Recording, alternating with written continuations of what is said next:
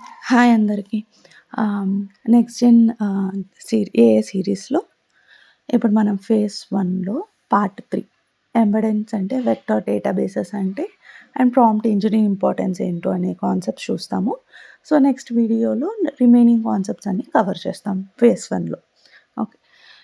ఎంబెడెన్స్ అంటే ఏంటంటే సో, అవి ఆహ్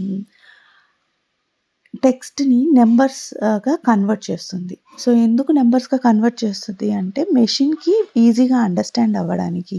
సో, మెషిన్ టెక్స్ట్ యూజ్ చేయదు. నంబర్స్ యూజ్ చేసుకొని మోడల్‌లో కాలిక్యులేషన్స్ కానీ, కంపారిజన్ గానీ, ప్యాటర్న్స్ అండర్‌స్టాండ్ చేసుకోవడము అవన్నీ చేస్తుంది. ఎలా చేస్తది?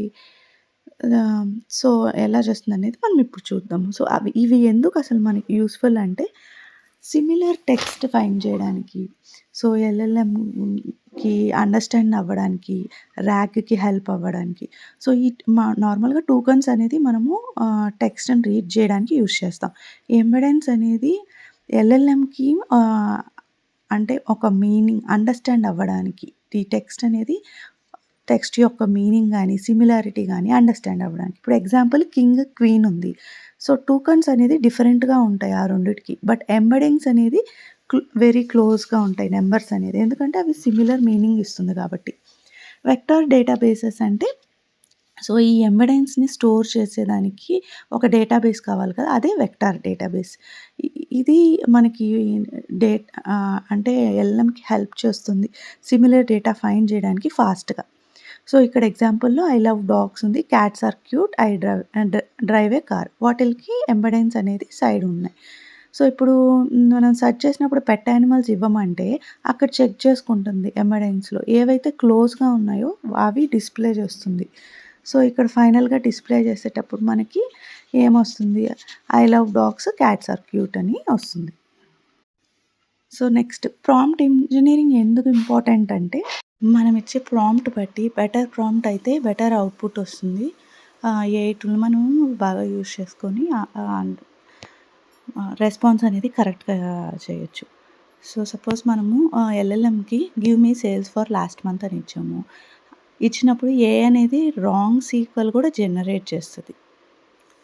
సో, గుడ్ ప్రాంప్ట్ ఎలా ఉండాలి అంటే, write a SQL query for below question అని చెప్పి, you are a SQL expert అని ఫస్ట్ లైన్‌లో పెట్టి, తర్వాత టేబుల్ నేము అంటే ఏదైతే మనం టాస్క్ చేయాలో టేబుల్ నేమ్ దాని డీటెయిల్స్ అన్నీ, కాలమ్ నేమ్స్ అలాగా.